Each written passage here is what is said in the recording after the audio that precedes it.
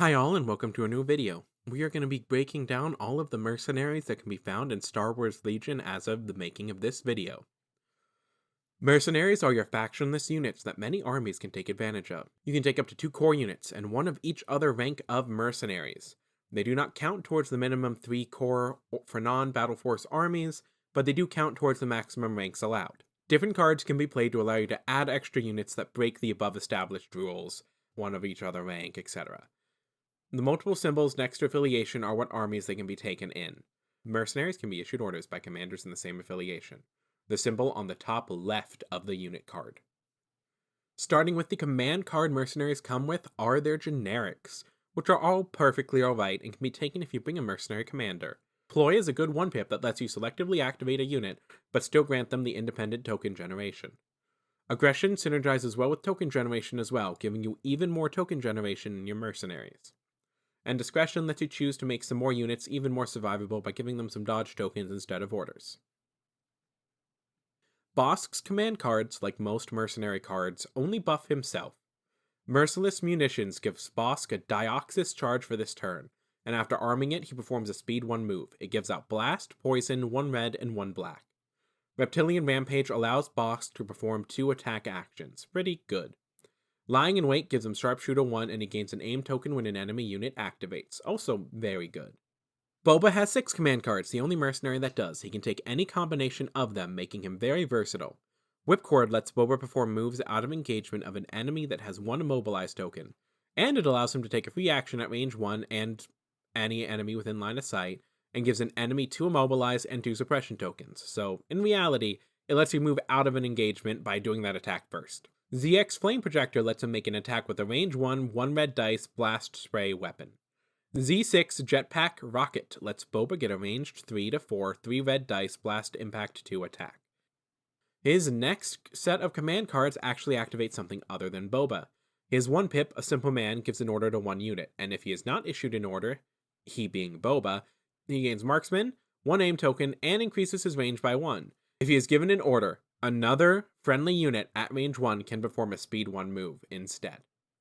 Making his way in the galaxy gives an order to only Boba. He cannot perform any attack during his activation, and at the end of his activation he makes a 2 red dice and 1 black dice attack against every enemy unit at range 1 and in line of sight, which is actually can be very good.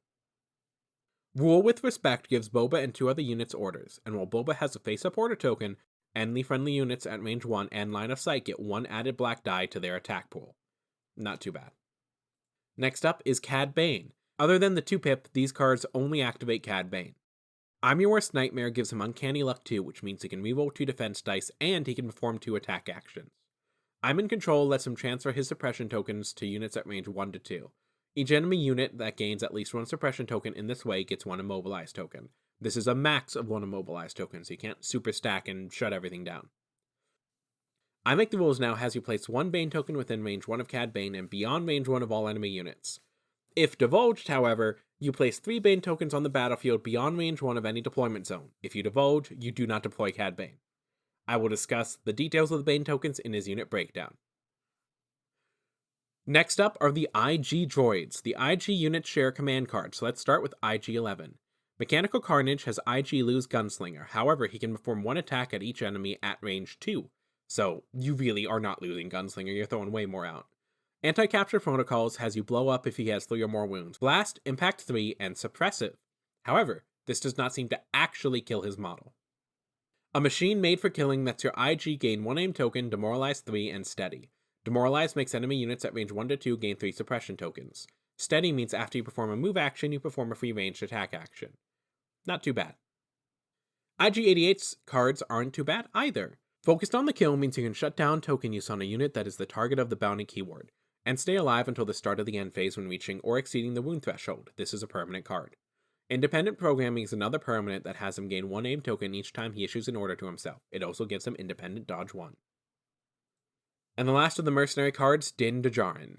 Din Djarin has a very thematic set of cards. This is the way has you gain a dodge token and Relentless. I like these odds has you gain 1 aim token and after you perform an attack action you perform an additional attack against a different unit, so pretty much Gunslinger. Whistling Birds lets you choose 3 enemy units at range 2 and in line of sight. For each chosen unit, roll 1 white dice for each mini in that unit. Any symbols rolled make them suffer 1 wound. I will probably be corrected in the comments, but in my research for this, it seems like the enemy cannot save against these wounds. It just issues a wound, which makes it really strong and probably his best option. Now getting into the unit card breakdowns, we have the commanders. Starting with the Pike Syndicate Capo, he can be taken in any of the mainline armies. Rebel, Separatist, Grand Army of the Republic, Empire. He is not a bad choice, as his aid token lets him buff the pikes near him, and using his morale for the pikes is the only way to give them courage too. He does not have any unique upgrades cards, but it is better to take him as an individual rather than adding him as an upgrade to a unit of pikes, so they can actually take advantage of his courage. The Black Sun Vigo can be taken with only the CIS and the Empire. He is useful for buffing the Black Sun's courage as well, and with red dice he is a little harder to kill. He can hit surprisingly hard for a single model commander, and not much else to say. You bring him to make your sons better. Now, I will explain the bounty keyword once. Bounty allows you to gain an extra victory point by marking and killing an enemy commander or operative. However, the bounty hunter does have to live and pick up the bounty token as well. Bossk is a solid operative choice for the price. With all of his abilities, he can wreak havoc among core units. He is a good choice for someone who wants to bring a tough, long-range gunner operative. However, also the fact that his minimum range is range 2 means range 1, you are only doing melee. He can be hard to kill due to having regenerate 3, and in range 3 lets him get a free melee attack action after moving if he has taken 3 wounds. Surge to crit is pretty good, and white saves are fine considering you want to take some wounds to get his 7 health down some. The Empire-only version of Boba has a lot of options. With Jump 2, you are ignoring most terrain. He also has Arsenal 2 and good weapons to take advantage of it. All blacks on the attacks, and having Surge to crit and Surge to defend is very good as well, and having Impact and Pierce as well is a lot of fun. Impervious makes you have a chance to save Pierce. Sharpshooter 2 and Independent Aim and Dodge are fantastic, and Boba's Flame Projector is a one-time use blast spray suppressive with 1 red dice. He's good. 5 health might be a little weak. 3 courage means he's really not getting suppressed, because if he's going to get 3 suppression from being shot at, he is probably going to die unless you roll amazingly. Cad Bane is a more odd choice, as he does a better job at shooting than most other hunters. However, his strength lies in his keywords. He has the bounty keyword, Jump 1, and he has good staying power and more of a consistent punch than some of the others by having 4 black dice and Pierce 1. Danger Sense 3 does also increase his survivability by a lot, and combining it with Dodge 2, it will be hard for you to take some damage. However, the way the Bane token works are very interesting, because after a mini moves, deploys, or is placed at range 1 of an enemy Bane token, if that mini has line of sight to the token is revealed. Miniatures can move through but cannot overlap Bane tokens. The Bane tokens do multiple things. One of them is nothing, 1 blows up, and 1 is Here I Am, which lets them spawn on that token, and Cad Bane issues himself an order.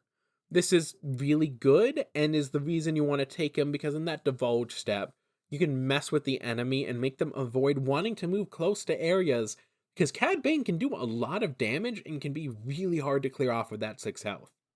Also, Cad Bane has Electro Gauntlets, which are melee 4 red dice, immobilize 3, and suppressive attack.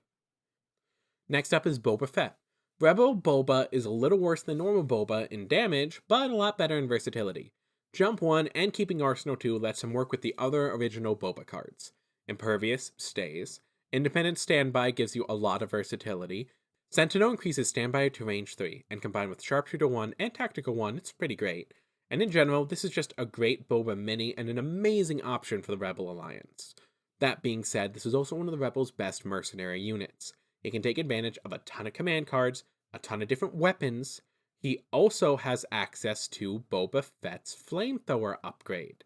And that Flamethrower upgrade is the 1 red dice, blast, spray, and suppressive attack that's a one-time use. All in all, a more melee-focused, but still really good Boba with both surges and red saves.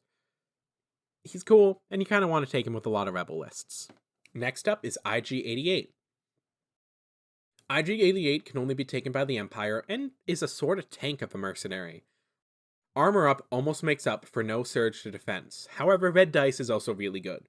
Arsenal 2 is pretty good with his actually pretty decent weaponry, and Impervious is a lot of fun to toss on. Sharpshooter 1 and Surges to Crit are really good, and they let you stop the enemy from auto-saving items. Other than that, not a ton to say about him. He's a pretty straightforward hunter. IG-11 is the more interesting of the two IG units. He is our Empire and Rebel mercenary. However, he can only take the nanny programming with the Rebel Alliance. He loses Surge to Crit and Arsenal. He keeps armor and must be programmed. However, he gets Gunslinger and way better melee, and still surging to hit isn't too bad. His bounty programming upgrade gives him bounty and AI aim/attack. His nanny programming gives Grogu counterpart IG-11 and gain AI dodge/move. And Grogu can be taken, which gives him hunted. If Grogu is defeated and the enemy claims him, they get 1 VP. Grogu also has latent power, which lets them choose a unit at range 1 and give that unit to use oppression and immobilize if you succeed on a dice roll. He can also heal single wound or poison token with a dice roll and does not have a cap. So he can theoretically heal 6 for an entire game, because that's how many rounds there are. However, real briefly, out of the two, this IG unit is a little better with just having Gunslinger. True, you lose Arsenal, but you have more versatility in what you can hit, and I personally think that's a little better in my experience. That being said, you can still use both very well. And the other IG is a lot of fun to take. Our final operative is Djarin, who has a lot of options, but is probably slightly overcosted as most of the good ones cost a lot. His default loadout is super similar to other Mandalorians. You have Impervious, Independent Aim and Dodge, and Tactical 1, along with both Surges. He can also take Grogu, of course, which gives all the previously listed Grogu buffs. He has 4 unique upgrade cards. His jetpack gives him jump 2 and increases his movement to 3. Din's Flame Projector is a blast, spray, suppressive, one-time use, single red dice flamethrower. The Beskar Spear is a 2 red, 1 black, Pierce 1 melee weapon that can also be used to gain immune pierce if you spend a name token while defending. Din's Ambon Rifle is an immobilized 2, suppressive 3, black dice card. It also has a special ability that lets you make a move 1, and then choose an enemy unit and roll a red die. If you get a hit, it deals 1 wound and gives a suppression token to that enemy unit.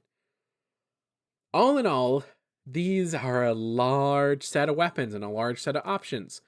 I really think for 105 points and only 5 health and 3 courage, even with both surges and some weapon upgrades, he's kinda sort of just okay. And that's the worst part about him, is he's okay. His arsenal gives him a lot of options and lets you kind of want to take multiple weapons. But for the price point, I feel like I can get better mercenaries elsewhere. For our thematic units, he can be a tank and super hard to clear off. Just know, if you go against anyone running a kind of competitive list, there is a good chance he will be cleared off early. But it all depends on your local scene. If you're just playing with people who like to have fun, like I do, bringing him along won't hurt. Next up are our core units. The Black Suns are coming first, and they act a decent bit like stormtroopers and hit a bit harder than the Pikes. Due to not being as cheap as the Pikes, they are not taken nearly as often. The Scattergun Enforcer mixes some red dice into the pool, and the Magdet Enforcer is a good upgrade card choice and gives probably the most consistent anti-vehicle attack for the Mercenaries. They can also be taken by Republic and Empire, which have better core options within them, so in reality, you don't see these guys outside of Shadow Collective that much. The Pike are the other core, and they are still kind of part of the current meta. They are cheap and have dodge token generation and can support more elite units. With a Capo nearby, Danger Sense 2 lets them roll 2 extra defense dice. A Capo is the only way to get this unit to Courage 2. They cannot use another Commander Courage. There are 2 upgrade cards. One gives you more melee and versatile at range 1 along with some immobilize, and the other is a longer range, more anti-vehicle gun. However, the reason to take these is to get that dodge token generation. Even post-nerf, it shows up in a lot of competitive lists. Also, they can be taken by any of the 4 factions, which is fantastic. They can be taken by anything, they're amazing, they're super useful, and more than not, they can fill in those factions' weak points with cheap core units. Because 40 points, I think it was moved up to 44 points still, for some Pikes is not that bad, and especially for someone like the Republic, who have really elite clones. If you need some activation fillers, these are amazing choices. And the final mercenary unit are the Swoop Bike Riders. The Rebel and Empire do have slightly better default rider options that work better. Really, this is only taken in Shadow Collective lists. It is a really good choice for those wanting a more mobile choice with Speed 3. Overrun 1 lets you make an attack by just passing over a unit that does not count as your attack action for the turn, and having Surge to hits makes those pretty good. It can be used to harass enemy flanks with great efficiency, and Cover 1 and Independent Dodge means you're auto-passing 2 saves a turn. That being said, there are better speeder options elsewhere in the factions it can be taken in, so Shadow Collective or bust. And my final thoughts on some mercenaries. They are a really good way to get extra command cards and some fun options in your army. The Republic definitely suffers somewhat in the kind of activation meta. However, they also suffer the most on the bounty hunters they can take side. But access to pikes gives them a lot more list building options by giving some cheap activation fillers, which is super useful in the meta, and honestly just some fun to run, some Republic clones fighting side by side with mercenaries. I don't know, I think it's cool. And you should probably pick up a couple just to have the option to use them in your lists. Mercenaries are always fun. And I hope you enjoyed the brief breakdown of them.